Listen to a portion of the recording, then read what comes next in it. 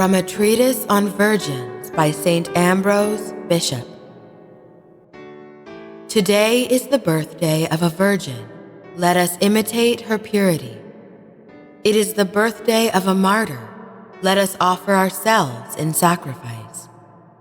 It is the birthday of Saint Agnes, who is said to have suffered martyrdom at the age of 12. The cruelty that did not spare her youth shows all the more clearly the power of faith in finding one so young to bear it witness. There was little or no room in that small body for a wound. Though she could scarcely receive the blow, she could rise superior to it. Girls of her age cannot bear even their parents' frowns, and, pricked by a needle, weep as for a serious wound. Yet she shows no fear of the blood-stained hands of her executioners. She stands undaunted by heavy clanking chains. She offers her whole body to be put to the sword by fierce soldiers. She is too young to know of death, yet is ready to face it. Dragged against her will to the altars, she stretches out her hands to the Lord in the midst of the flames, making the triumphant sign of Christ the victor on the altars of sacrilege. She puts her neck and hands in iron chains, but no chain can hold fast her tiny limbs.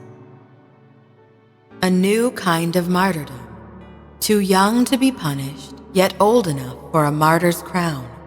Unfitted for the contest, yet effortless in victory, she shows herself a master in valor, despite the handicap of youth. As a bride, she would not be hastening to join her husband with the same joy she shows as a virgin on her way to punishment, crowned not with flowers but with holiness of life, adorned not with braided hair but with Christ himself.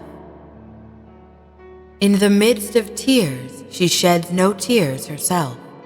The crowds marvel at her recklessness in throwing away her life untasted, as if she had already lived life to the full.